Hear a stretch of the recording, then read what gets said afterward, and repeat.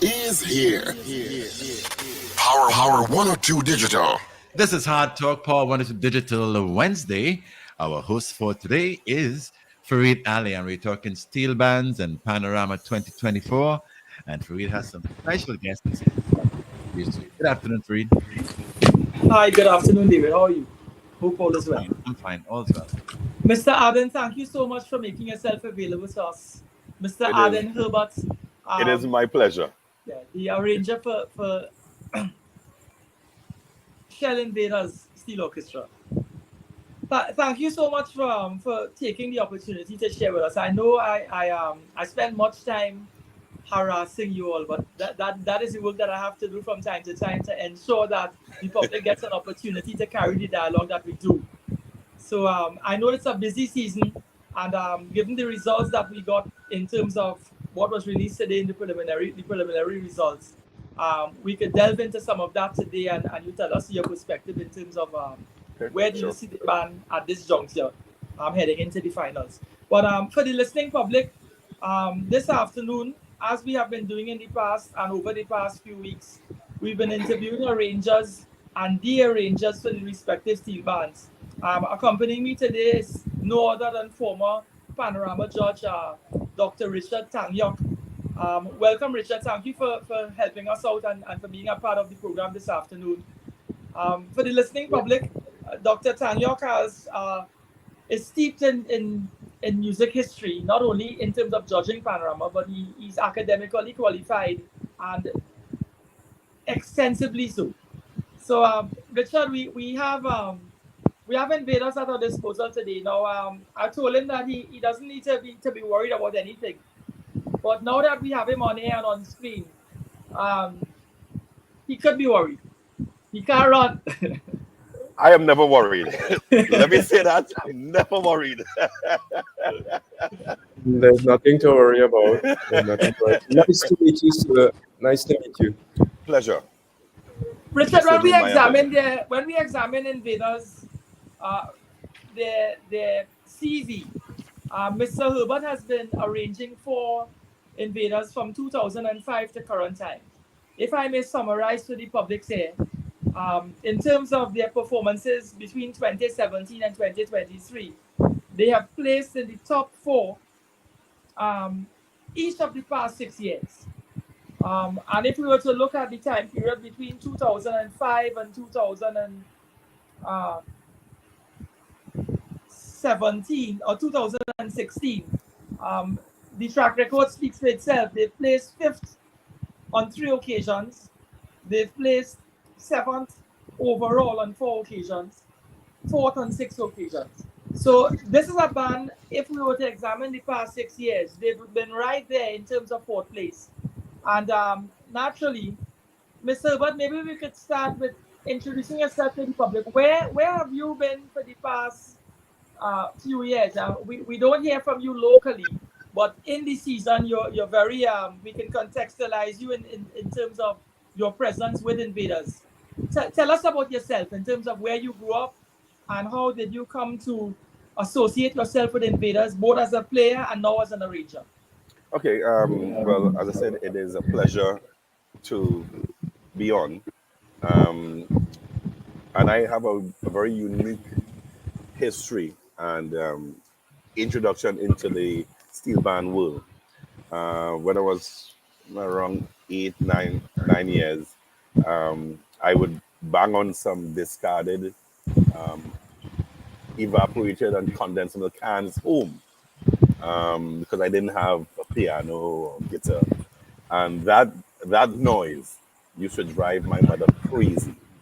So one day she told my father, he said, listen to me, do something with this boy. And he had a friend that used to play with Invaders Deck.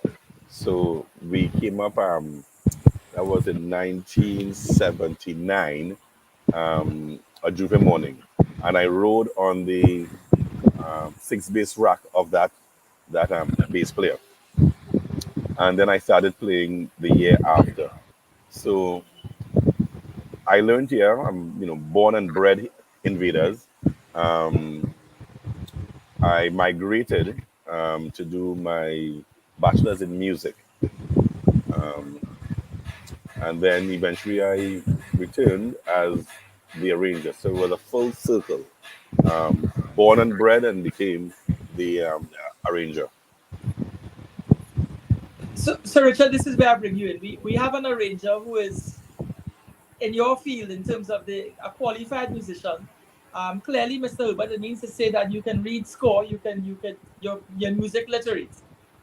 Sometimes we have arrangers who they're schooled in terms of they can do things by ear, they have a natural ear for things. Not that that is any less of, but I'm sure, Richard, as you could attest, sometimes it may help in terms of uh, one being musically literate in terms of arranging. What are your views, So, Richard, in Mr. terms of What are my views on? well, having a music literate or a musically literate arranger? Do you think that would add value in terms of an arranger Well, who's well, I think there's certain advantages. I mean, that if you have an arranger that is literate, they can work and write down the whole score for the band, and they may not actually have to be there when the band starts learning it, because um, they would probably have section leaders who can read it. If they're teaching everything they wrote from the beginning, and it's all in your head, like with Mozart, it's all in your head and it's not written down, then if that arranger gets sick for some reason right around Panorama, then it's going to be real trouble. Right? But I had a question I wanted to ask you, Mr. Hubert. I think this would be of interest to our listeners.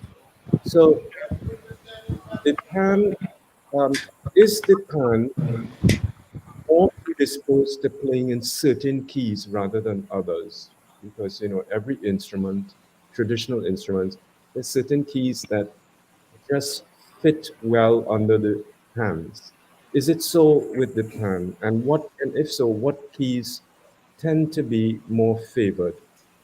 Okay, before I answer that, I just want to go back and address what Fareed was speaking about in terms of the literacy of a musician and being a panorama arranger. While there are certain advantages, as one of the things that you mentioned was in terms of scoring, I have always said that, and I maintain that in terms of the large band categories, um, none of the so-called music literate or degreed musician has won a panorama, and in terms of academic degrees. So I think there is something really unique and special about having that ability and that natural musical ability in terms of creating music, and not just having the academic um, ingredient behind a particular arranger. Now, to answer your question, um, personally, I do not favor any particular key, um, because it's based on the melody. So, in terms of pan, we tend to follow vocalists, so that in terms of the range that most vocalists would sing in and be comfortable, and their range, the pan tend to play in those keys. Right, but so what I mean is, yes, of course, if we're arranging a particular song, we're going to look at what key that song originally is in. But for example, we don't often see pan pieces in A flat major or B flat minor. And I'm just wondering if there's a reason for that. I'm sure there is. Again, I It think does it. it's personal preference. Um, Also, I mean, there's a couple players. There are a couple players that I have met recently that have said that they normally would only play on the right side of the pan in terms of the tenor pan, so that I guess those arrangers were comfortable, um, you know, with less sharps and and and less flats, so that when they encountered me and said, but you have me using my left hand on this side. Say, well, that's just me. I don't, try to limit only, in those keys. Right, right. So it's so just for our listening audience to clarify, what you're saying is that the way the tenor pan is laid out, we have the sharps on one side and the flats on one side. So depending on the key, you will be predominantly on one side of the pan. Is that Right. what That's you're saying? that's for the Right, tenor pan that is mainly standardized in the fourth and fifth uh, right. pattern. Now, now you just touched, I wasn't going to ask this question, but you just touched on it about standardization. So this is a question that I have been asking for decades. So why is it that in 2024, every pan in every section is not laid out the same way so that, let's say, this band wants to go to New York to play in a festival there, but it costs so much to transport all the pans. But there's a steel band there, and you can get the use of their pans, but the pans are not standardized. So why is it that here in Trinidad we are not yet at that point? Well, that is an excellent question that has been asked for many years since I was growing up in the pan industry, and it goes back to the makers, to the manufacturers. They all believed then that their particular style was the best style. But I have seen the progress in terms of the tenor pans, the double seconds, which are made up in a whole tune sequence, one on one side, one on the next side, the cellos, and the four pans, one in diminished, one in the augmented pattern. I've seen that, but still, you will find variations of those very same styles. Um, so it really comes down to the makers, the manufacturers, the tuners, and it is certainly time for some sort of body to bring all these stakeholders in and say, hey, let's standardize this, because it also really helps in terms of international travel. It is extremely, extremely costly to get bands to go from one point to the other. A matter of fact, there are bands that I know of had to cancel their tours because it was so expensive to get those bands freight. So it is overdue that the standardization happen. Right. And I completely understand what you're talking about, the tuners and the methods and how they lay out the fourths and fifths. And I know the tenor pan more or less has some standardization, but then all the other sections not so much so. But one would think, or I would think that there's so many advantages to having it standardized so that I think the whole industry will progress much faster. Now, if all the tuners, pan makers could come together and agree, okay, we're going to use this system, we're going to use this layout, obviously it will involve some compromise. It's the same thing with the tuning systems of instruments throughout history. We have different temperaments of tuning. And when we got to this modern equal temperament, sometime in the 17th, 18th century, it was a compromise, right? It's a compromise, but it's a compromise where we can play a piano in every key because it's equally tempered. Whereas before we had all these different temperaments, and this we could only play in G major or D major. We couldn't play in B flat minor; it'll sound out of tune. So it's going to be a compromise, but it seems to me the advantages of it far outweigh the compromise. What do you think? Well, like everything in a timing, there is going to be a time when individuals gravitate to that philosophy of compromise and standardization. And like everything else, it's gonna happen. Um, and I mean, you have mentioned even in terms of the piano, it took years, correct?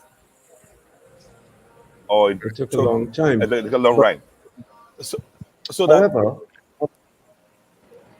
go ahead. it took a long time because when the piano was invented in the 18th century and even before that, I mean, differences in tuning for keyboard instruments predates the piano, right? But remember, in the 18th century, we didn't have social media, internet, email, telephone. So communication between different centers, different regions was very slow, right? Had to be by letter or somebody had to travel. But in today's world, communication is instantaneous. So Agreed. I think that there's no reason why we should expect it to take 100 years. Agreed. While in fact communication has improved vastly, opinions have also followed the same way. So not because we're able to communicate faster means we tend to compromise even faster. People are just grounded and rooted in their belief. And I don't think social media is going to change that. A matter of fact, people are more expressive of their opinions, whether right or wrong, factual or not. That's just what they do. So it comes right back to the human element. Um, are we going to compromise? Do I think that my system is better than yours or your system is better than mine? And should I compromise? If I'm comfortable and complacent in that position, then, what's the advantage of me changing? Um, but The advantage, the whole industry will develop much faster. agreed. But not everyone thinks future. They're thinking present. Hey, I am comfortable in my space and not thinking, hey, 10 years down, 15, 20 years. And again, that's a human thing, where again they're grounded in their belief. Um, but with time, it may not be in our lifetime, but with time, things will change. All right, gentlemen, I have a question. Now, you all are two learned gentlemen. You all went to university and studied this thing. I'm a lay person. I'm sitting in the bleachers in the grandstand. So I don't have the advantage of what you all have in terms of that academic training and that musical mind and that gift that God gave both of you all. So my thing is this, and I'm the lay person here. Um, when we're talking standardizing the instrument, and therefore that when you do so, you can travel to New York and use pans in New York because the instrument has been standardized. I listen to the arrangers speak, just like yourself, Mr. Hubert, talking with other arrangers, speaking with pan tuners, people who blend the instrument, people involved in the industry, the stakeholders. Um, I often hear that a steel band has a certain sound. Despa's sound a certain way, Invader's sound a certain way. Some people say they're driving by and they're hearing a band and hearing all stars. So forgive me if I'm wrong, you could put me in my place. Um, when you standardize the instrument, um, we're not standardizing the tuners and their style and their taste. So a band their pans may sound a certain way when it's tuned by a particular tuner. How one tuner, uh, Kelman may tune and how another tuner, Gopi may tune, may be different. Um, Walk us through that, Mr. Hilbert. Am I making sense to you, or the sound? A band may sound different using a different sets of pans. So invaders may sound different in their yard using their pans that you all have there. But you go in New York and with a standardized instrument, and it's not the same pans that you play into that. Does what I'm saying is do you assign any value to that, or Right. I have heard that as well. Invaders has a particular sound, but I attribute that to the arranging style. Um, Based on the initial arrangers, so that Despers has a certain sound because of the style of music that all the greats that passed through Despers had. Phase 2 has a particular sound because of Dr. Sharp. Um, but I don't think it is so much the instrument that gives that sound. Now, again, there may be some bands that are able to get certain pans, and again, I am out of my realm in terms of the tuning and the song. So let me say that I arrange, but in terms of a band song, if when I hear say Despers, Invaders, Renegades, All Stars, Phase 2, I can say, hey, that's Phase 2 based on what I my experience. Um, Perhaps 50 years from now, 100 years from now, Phase 2 may not have that sound. Again, I don't know. There may be someone that follows in Dr. Sharp's style and keep that traditional sound. Um, because when an arranger goes to another band, that arranger is using his God-given talents, and we all have a signature, and that signature translates to our song or the song of a band. So you may end up hearing a single pan band or a small band or a medium band sounding like a large band in terms of the style because of that arranger arranging for that particular band. So Dr. Tanyok, I've heard you say in the past that you've heard a particular steel band and you think that they have the the best sounding instrument. So my question sometimes is how do we distinguish some bands' instruments being the best sounding as opposed to others? Not that we're saying that bands tend to have inferior sounding instruments, but to me, sound and sound quality, it varies in my little limited world, based on the tuning and based on the the actual instrument. But moving a bit from that, when I look at your song of choice through the years, right? In 2019, you chose. I'm saying you because you're the arranger. One would presume that the arranger does the choice of song. Maybe with a little Presumption. democracy here. You allow them some democracy and let them feel that they're going to make the final decision. I guess they sit and they discuss the music and then you determine that you're right and you're going with the song. Well, I will tell you what the process is, but go ahead. At Right. 2019. So we went 2019. You dealt with Hook and Min. Then you went to Feeling It in 2020, Bond Them in 2023, and Free Up in 2024. So tell us something about why did you choose a song from the past, if we may put it that way, a song that is vintage, that is somewhat, I don't want to use the word dated. Dated has undertone state.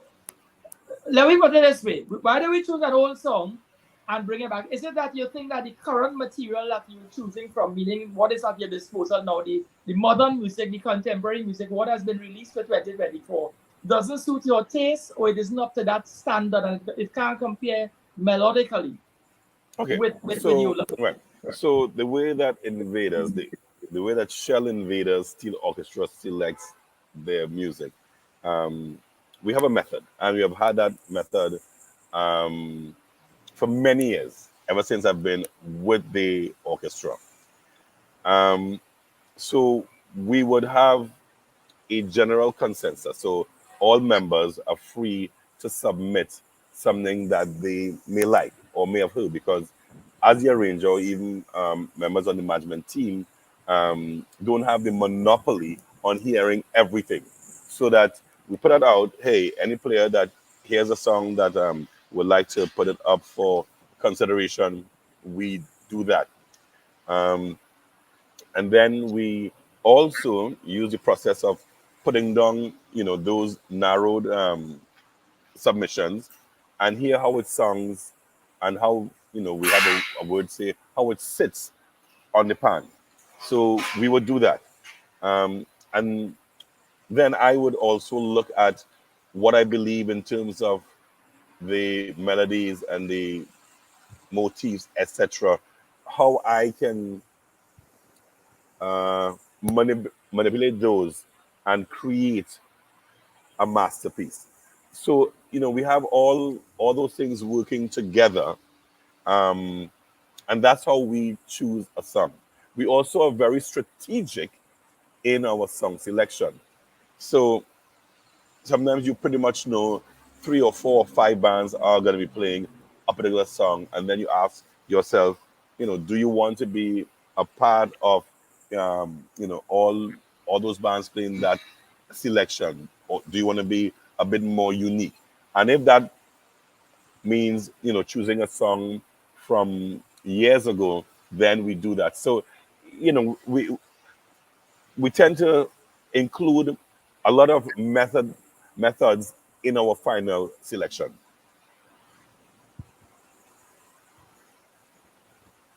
Great. So I have always wanted to ask an arranger this question.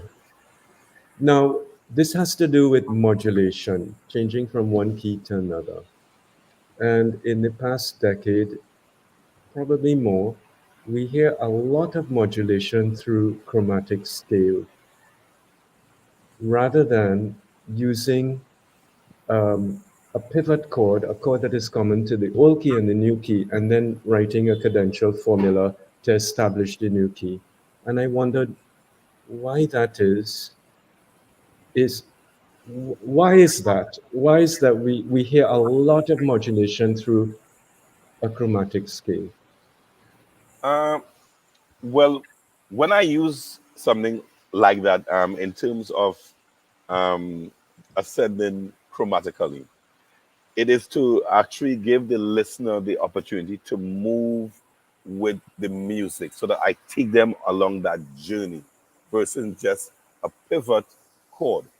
Sometimes the pivot chord may be a bit sudden sometimes, and it's just you go from one key to to to the next. So when I employ that, it's for them to say, oh, okay, oh, we're moving somewhere, we're going somewhere. um, Okay, but I'm not, just to clarify, I'm not saying not use chromatic scales, right? Of course, right. chromatic scales can add a lot of energy and excitement, but I'm saying use of chromatic scale as a process of modulation. Well, I mean, it also creates that energy, that vibrancy. Panorama, inherently within the carnival sphere, is about the energy and the pulse of the people. And the chromaticism is one of the best ways to depict that. The uniqueness, the diversity, and the intensity that it brings, especially around carnival time. They say carnival and Panama is bacchanal. And what better way to depict that, um, by using the chromaticism. Okay, I'm not sure I really agree with you because you made a comment there just now about using a pivot chord would be a bit sudden, not if you write a cadential formula after you use the pivot chord to establish the new key. In fact, I would argue that using a chromatic scale is actually very abrupt as a means of modulation. I'm not talking about as a means of melodic development or any other kind of counterpoint writing or having chromatic scale in one section while another section is playing something else. That's not what I'm talking about. I'm talking specifically about changing keys. Okay, so right. So what I'm speaking about is that, and this is what I said, using the chromatic ascension from one key to the next key to the next key to an established key. But you were saying that they just use a chromatic um, scale and just jump into another key. Is that So what you for were saying? example, let's say that is what I'm saying. I hear that a lot. So let's say we're in C major, just to make an easy example. C major, do, and they go pa pa pa pa pa pa, and now we're in F major. And all we hear is a unison chromatic scale, and now we're in F major, without Oh, any harmony. It's unison chromatic scale. That's what I'm talking about. oh, okay. Well. I mean, I am We not hear familiar with. that. Right, and truth be, I'm told I do not listen to much bands, especially during the competition. So I think or we misunderstood each other in terms of the modulation and the change key transitions. Right. So Okay. so that I can certainly understand in terms of just using a chromatic scale and jumping into another key can certainly be more abrupt, but there are very crafty arrangers that can make it not abrupt, and especially now with the and when I use the term new music, I'm very careful. Um, there is a blurring of lines and blurring of rules in terms of, okay, traditionally you'll use a pivot chord. The way things are now, um, it's just presented, it's either accepted or rejected, and sometimes it's the most crazy things that go viral. That's and again, we're not talking, say, substance or content. We are speaking about the generation that we are in now. um, and again, this has nothing to do with if that's the way it should be or shouldn't be. um, because for for me, once it sounds good, it's good. Once the audience gravitates to the music, it's good, because there are times that I use the most logical and reasonable and academic formulas, and then you get a very lukewarm reception. It's like, okay, and then something that you probably say, but this doesn't really make much musical academic sense, end up being the wow factors. So we are now in a state where, okay, should we do it this way based on tradition, or is it because it's pleasing to the ear and pleasing at that moment? Because I will also say panoramas are always one on stage at that time. Sometimes you may go back and listen and say, well, this band should have won, or shouldn't have won. Panoramas, if anyone wants to judge panorama, you have to be in the savannah listening to that band at that time, at that moment. So all the YouTube going back and listen does not work for our cultural competition. It just doesn't. Mr. Herbert, you said earlier that during the season you don't particularly listen to the other bands. Right, Um, during the competitive season, I do not listen. Correct. no, I could relate to what you're saying in terms of the context of your statement. When we look at let's just reflect briefly. Today the preliminary results came out. Um, when I look at it, I'm seeing that we have Exodus with 278 points, and we have two bands, Renegades and All Stars, on 274. So that's a 2 point separation from, if I may put first and second, in terms of the if we look at the score. Your band scored 269 points. Now, how do you feel about your placement purely in the context of the points awarded, the marks awarded? Um, Naturally, it gives you a gauge when you're heading into that semi-final on Sunday. And it gives you a gauge also in terms of how do you project the band, and what areas you need to work on. Because I'm sure there are judges' comments. I cannot ask you what those comments are. I'm leaving that in your hands in terms of what you want to reveal, if any at all. But how are you preparing now to bridge that gap? Because it's the point difference is 269, and we're looking at 278 in terms of the highest score. Naturally, you would have a formula. I'm sure you wouldn't be thrown by that, because it's early days, but it places you in that, let's say, fourth place then. How do you feel about your position, and what is your projection moving forward based on the results? Right. Thus far. So that the points, they come out and you either qualify or do not qualify. So those points, in terms of, I focus on those points just for qualification's sake, because first of all, every steel band in terms of the preliminary rounds are in a different acoustic yard, so that you may have a band that may have an advantage or disadvantage acoustically. Um, but I do not focus on points and say, because those points don't exist on Sunday. So I am not starting at the points that we were adjudicated.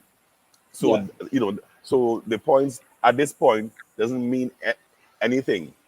As an arranger and players and management, we know what we have to do. We know the um, lack of perfect parts or passages that we have to work on. And I mean, judges have a real difficult task. I do not envy them at all. Um, and sometimes they hear a piece of music for the first time and they make a comment based on that. And then you may change something based on that comment. But if you had presented that same thing again a second time, they would have said, oh, okay. So I don't start to change and change everything. Well, the judge said this, and no. I said, you know what? We know what we are working on, because we are presenting our music to be adjudicated. Um, and sometimes people tend to think that if the judge say, well, X, Y, Z, you should just follow that. I don't do that. But most times, what the judge's feedback is very similar to what we already know. So we pretty much know, hey, this passage wasn't as unclean. We can develop this motif a bit more. Our transitions, wasn't as smooth as it could be. So it sometimes work hand in hand. Sometimes it doesn't. Sometimes one judge may hear something else that the other judge just sitting a couple, well, about a feet away, is hearing something different. And that's sometimes the consistencies of human nature. Sometimes one judge, based on their experience and their background, may listen for something else. They may have a different taste. There may be a judge that loves classical music. There may be a judge that loves jazz. So there are different things, and it's just about an arranger putting forth his or her work and just doing the best that you can, not following and changing that perfect picture you're trying to paint. Panorama is a competition, That and no one knows that more than you do as an arranger. You want to get into that top three, you want to win. Do you feel sufficiently pressured in order to deliver in terms of winning the panorama, that you have to change, you have to attack your music in such a way that you have to please the judges? So therefore you feel influenced strongly, or how influenced are you by the comments? Because I hear you in terms of you would listen to the comments and you would make adjustments, but you already know what needs to be done also. So there has to be a balance in terms of Well, what the comments you well, make and what you well, have. well. I didn't say I would listen to the comments and make the adjustments. I didn't say that. I said most times the comments reflect what we already know, and we already know that we're going to make adjustments. So I do not listen to the judges and make a modification or adjustments based on what a judge said, because I also said that one judge may tell you excellent intro, powerful. And the next judge may say, very simplistic, revisit. Those things has happened. So I do not, let me say this quite clearly, I do not listen to a judge and make the modification based on that judge. Because again, now if you say it's the general consensus of that panel of judges, and each judge is saying X, Y, the very same thing, then it would be foolish not to at least listen to the feedback.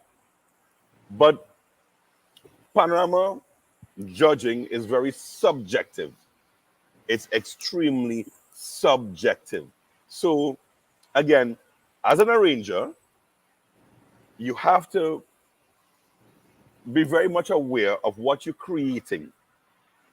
You have to be aware of the execution of the music and also aware of the judge's feedback. And you have to miraculously work all of those things for the final night performance. Mr. Herbert, I wanted to follow up on this idea of um, adjusting or modifying your arrangement. I'm talking about the arrangement, not the execution. So judging aside and those comments, because I agree with you, the arrangers and the band leaders already know most of what the judges are going to say. They know because they know the piece better than the judges, right? But the question specifically is, once you've created an arrangement and the band starts to learn it, how much do you then, in the process of learning it, decide, okay, you know what, in this section, I'm going to modify this little passage here to make it more interesting, or I'm going to simplify it because they're having difficulty with this rhythm?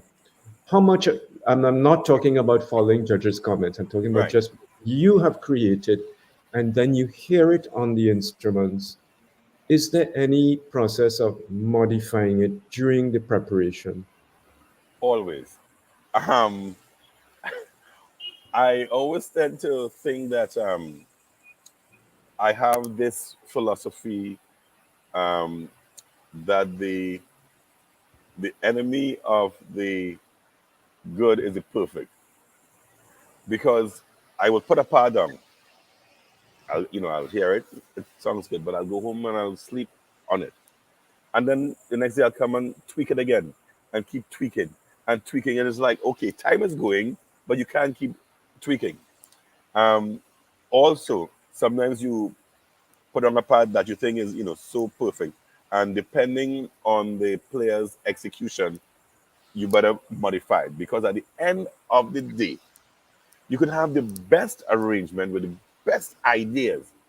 If the players with the skill set or skill level they're on cannot play that's whatever complex, be it rhythmic or in terms of technique, if they cannot play it and execute it well, then the music will not come over as you intended.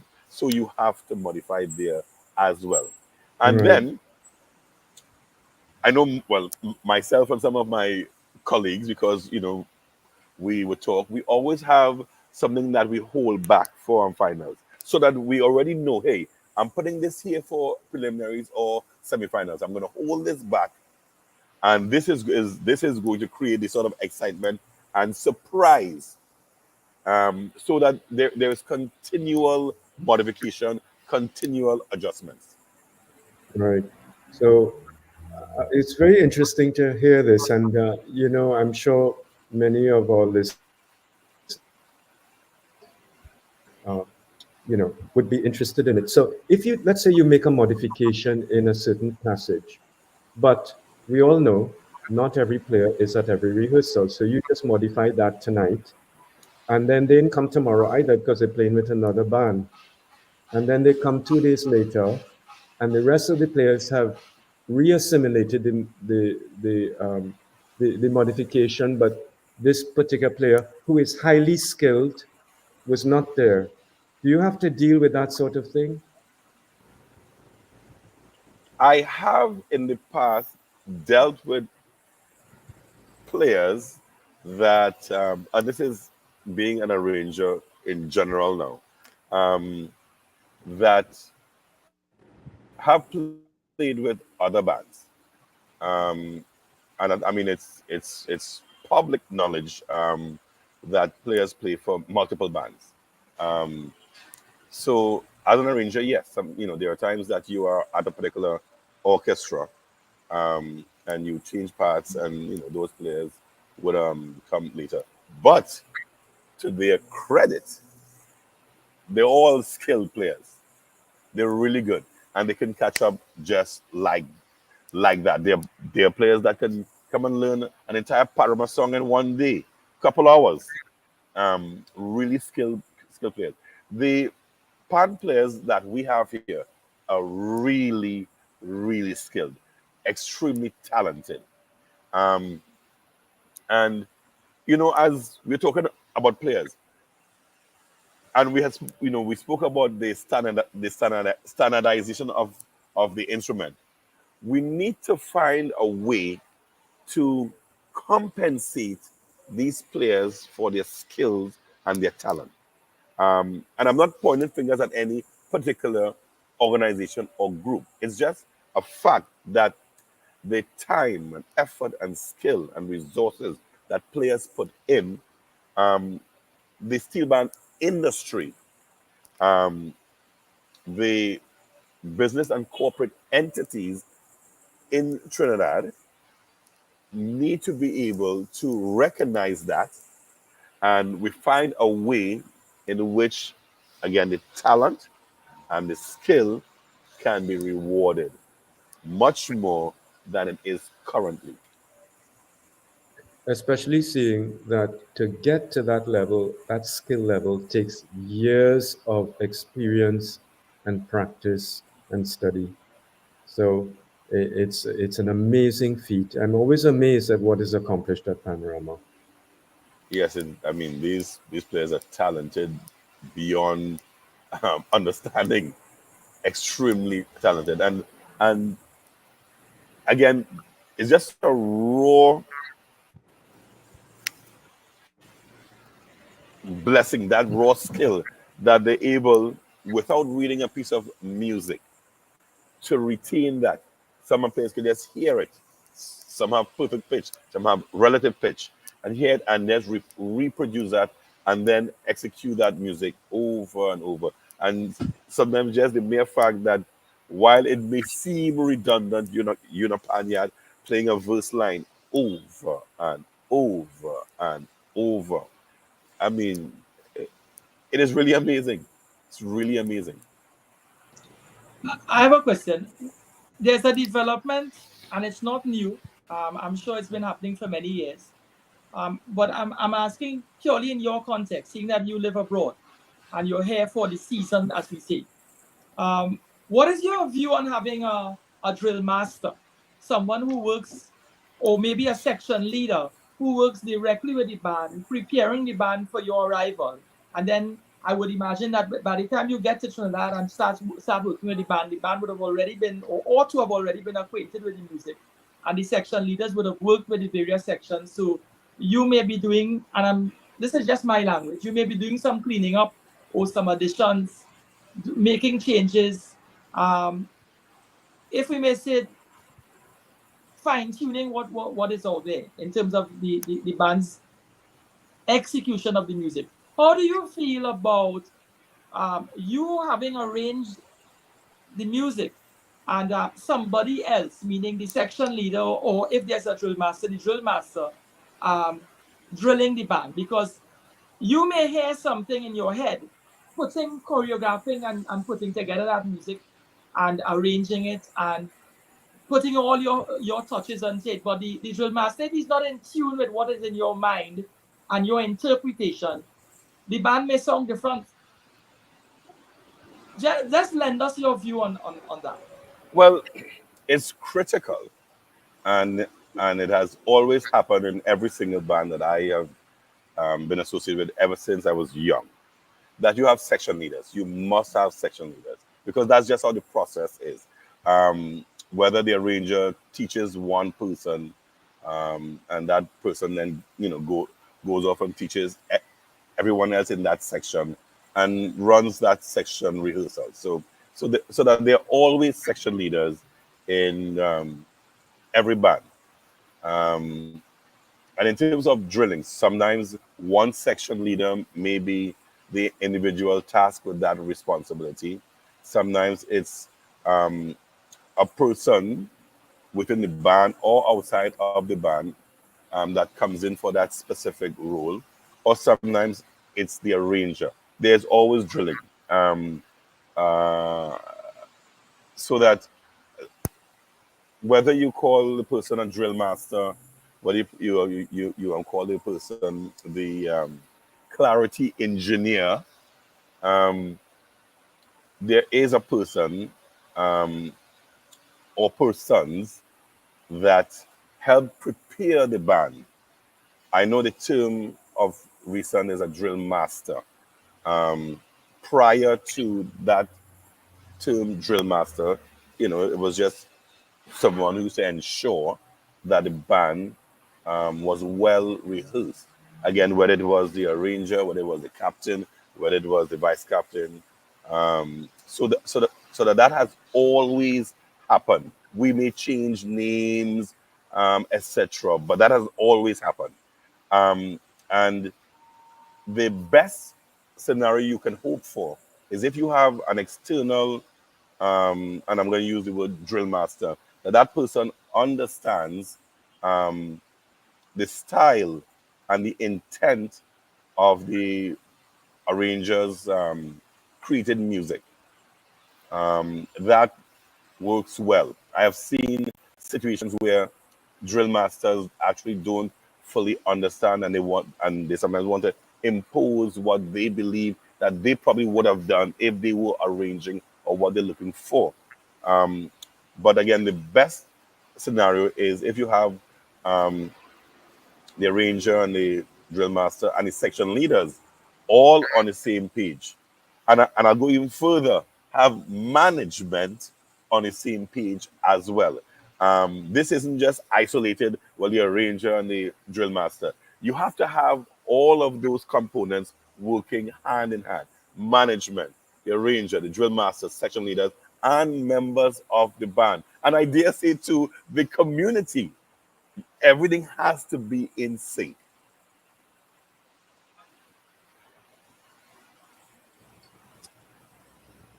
Richard, I'm not withholding you. I could go on, but I know that you would have a comment. No, no, no. I was really interested in what he had to say there, because it just explains to our listeners, it is really remarkable. All the stars have to align, and there's so many stars, so many elements for it to work and for that band to even get to the stage. I'm not sure that the general public understands. Of course, they go to the panyas, they see everybody practicing, but they don't know all these different elements that are not seen that have to line up for the band to actually make it to the stage in a competition. So thank you for explaining that, Mr. Herbert. Very interesting. Mr. Albert, how do you keep the band itself, meaning your 100 players, how do you keep them focused, motivated, and trying to keep them cutting edge leading into a final night? Because I would imagine you've never won a panorama, meaning Invaders as an orchestra, but Invaders' history and contribution to the development of the steel band industry, no one can contest that. Every arranger that we brought here, everyone who we asked to make a comment and pass, some of the older ones always say their roots came from Invaders. That's correct, And, yes. and, The and mother it's- band. Yeah. The mother band, yes. It's the mecca of all bands. So it's like Rome and Greece in the context of history. Well, I Everything- mean, I'm not going to say it's the mecca of all bands. I'm going to be very careful.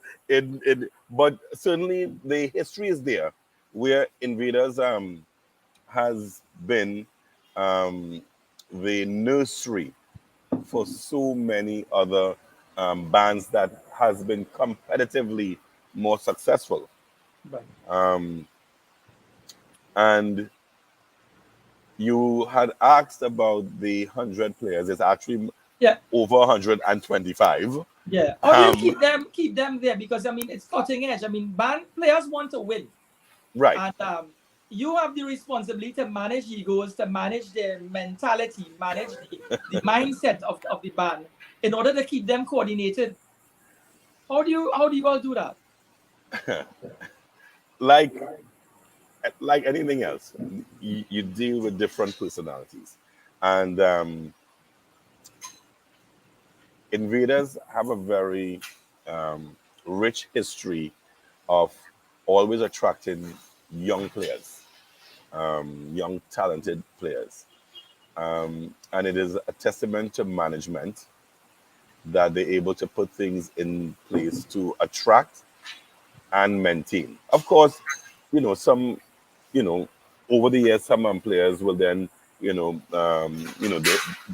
be a turnover, and one or two players may go elsewhere.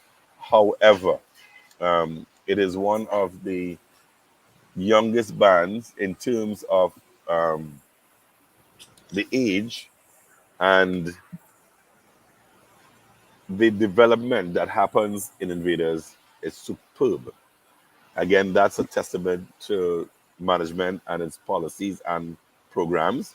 Um, as a matter of fact, one of the programs that or initiatives that Invaders is working on is the PDI. It's called a Player Development Initiative, and that is basically all aspects of an holistic approach to the improvement of a steel pan musician. And this deals with things like the legal aspects of being a performer or composer or arranger, the business aspect in terms of the accountability, accounting, and investments.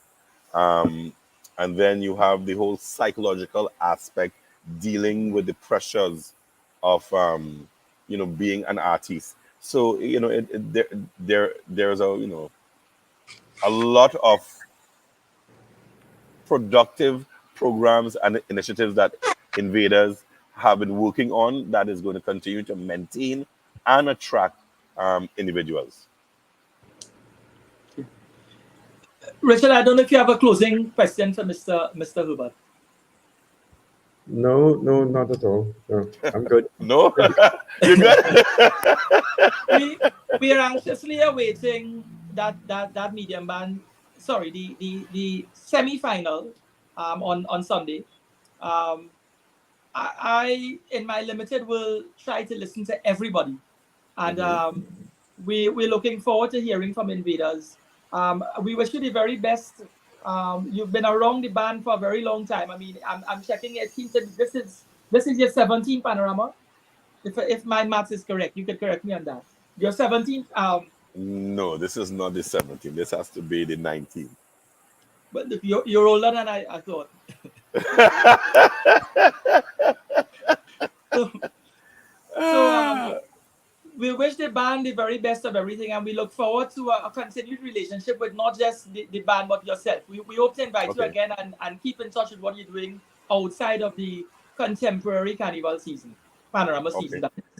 Thank you so much for making yourself available.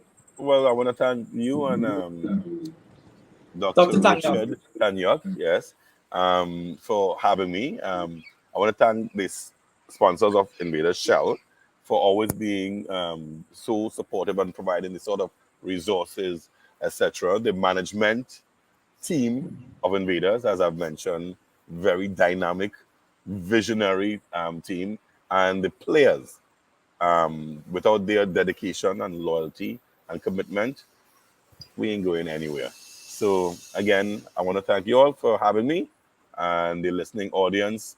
And I hope we can continue not just the practitioners, but everyone in terms of helping standardize the pans, helping get greater resources for players, helping be able to get space for steel bands that don't even have one, proper facilities and infrastructure. And the thing is, once we work together, we're definitely gonna go far.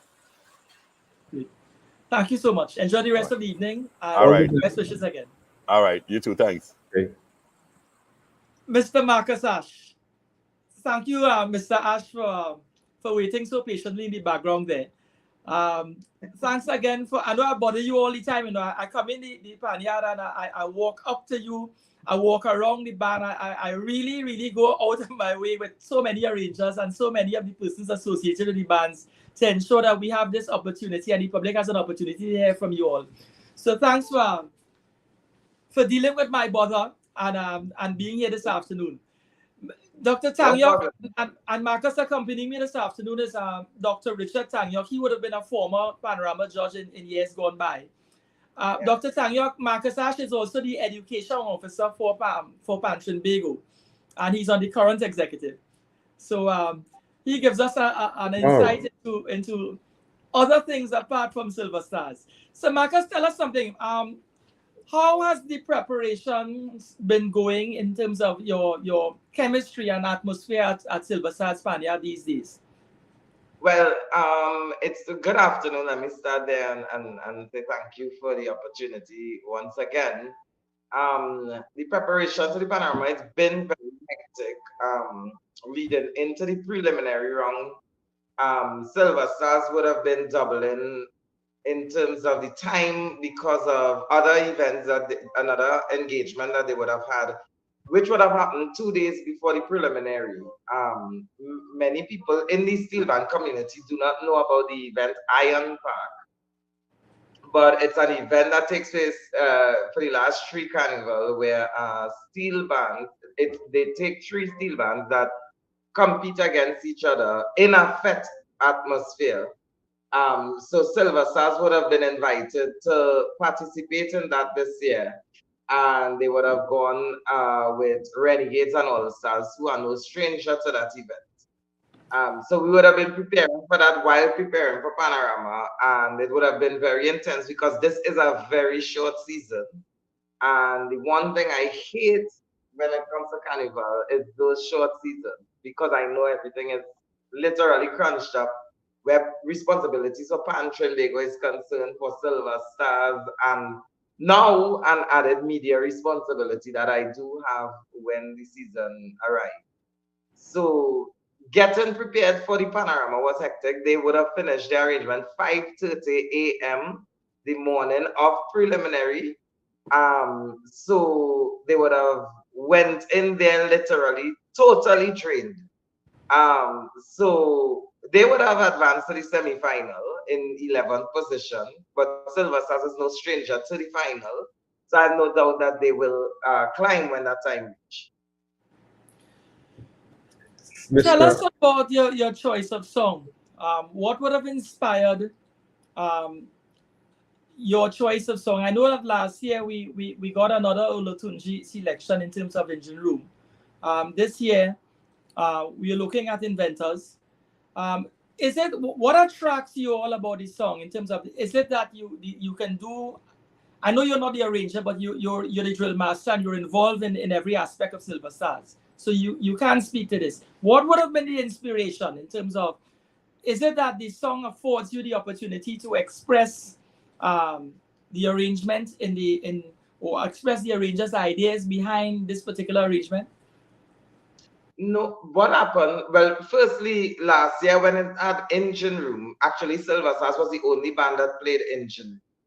And at the time when we selected engine room, the song was not popular as yet. No steel band had chosen it. As a matter of fact, most of the steel bands opted to go back with older songs from yesteryear.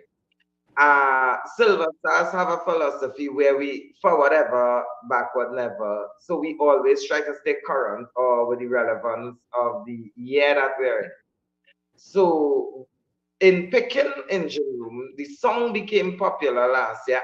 About a week after Silver Stars selected it and started learning it, I realized it was playing on radio and stuff.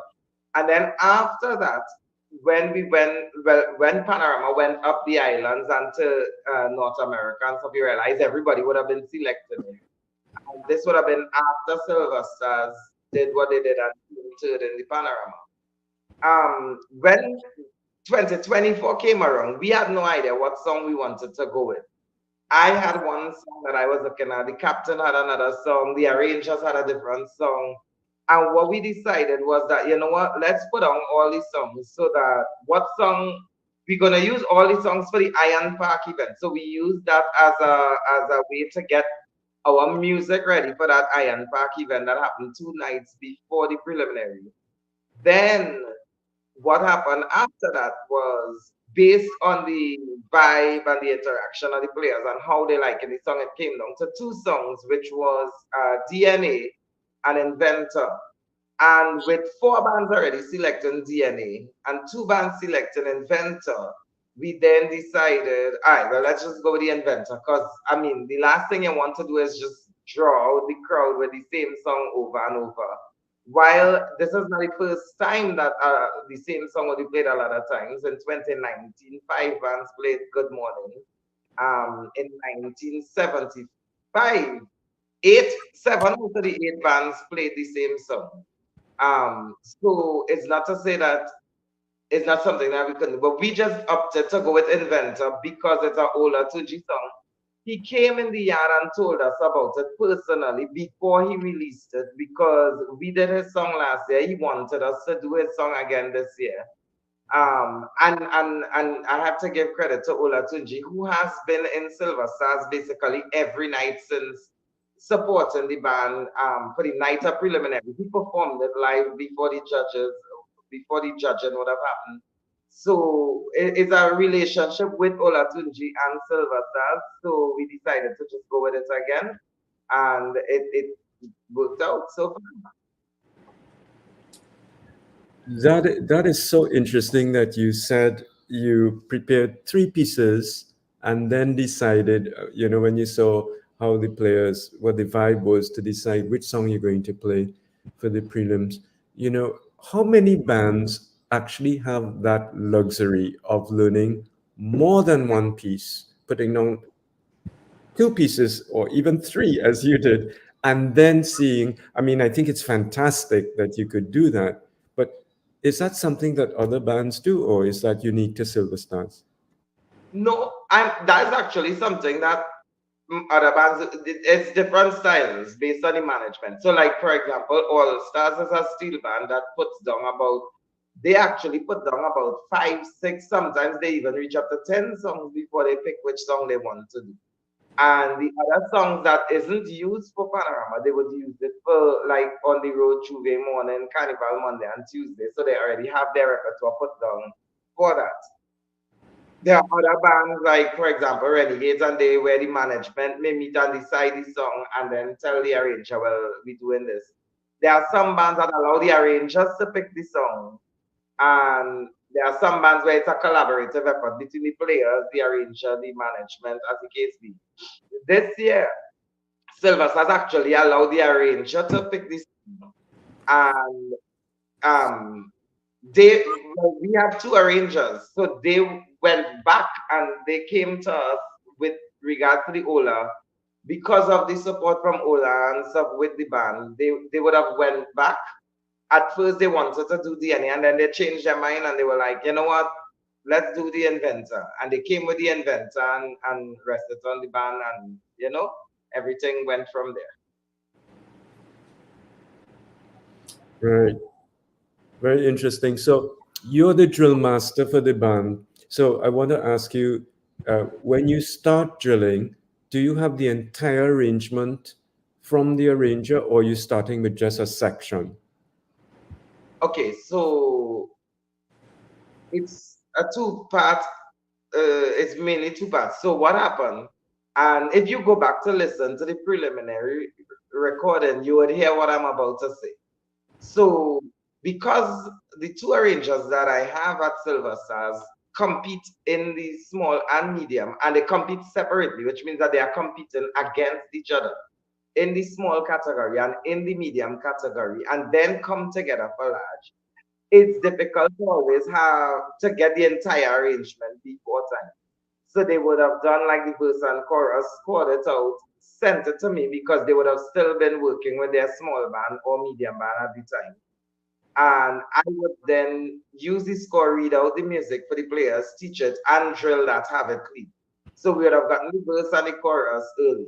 Then the bridge would have come, did the same thing, the variation would have come, did the same thing. And by the time the jam came, the small band category would have been finished.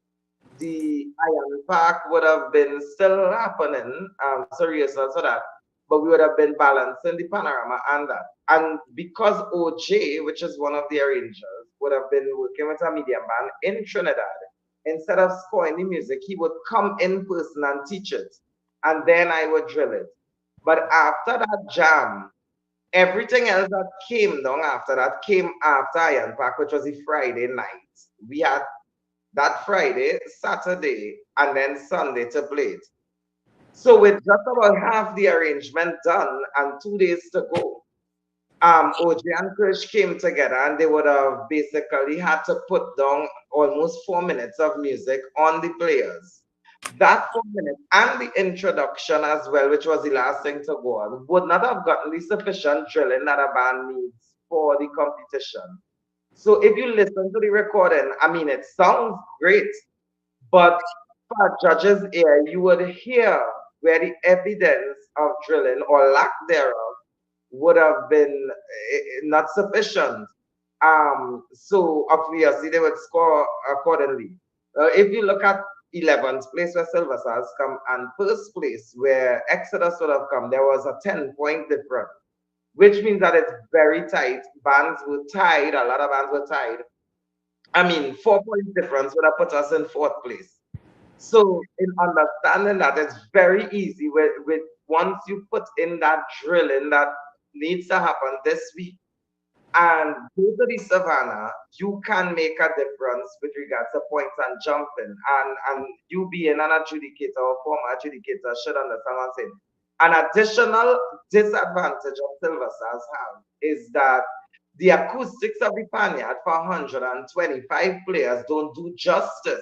So Panyard judging is one thing, but when everybody's spread out on the even playing field, you will see where barley grows. So on Sunday coming, everybody is on the same playing field, so you don't have the advantage or disadvantage in case of Silver Stars with the acoustics of the yard for the number of players that would be there. You raise a very good point, because I've always thought about that. Judging in the Panyard, it just sounds completely different. And when that band moves, even to the players, it sounds different. Not only to the judges, but to the players themselves. All of a sudden, you're in a different acoustical environment. Now, so let's go back to this whole drilling process. And you said, okay, Friday night, you finally got the rest of the tune and drill Friday, Saturday, and then play at the prelims on Sunday. That's not what Friday night you got some, Saturday night you got more, and rehearsals would have finished Sunday morning at 5:30 a.m. where you were still getting the end of. Okay, so it's even worse than I thought. Yeah. So on the one hand, we have to marvel at the skill of the players and the and yourself as drill master to actually teach it under such pressure.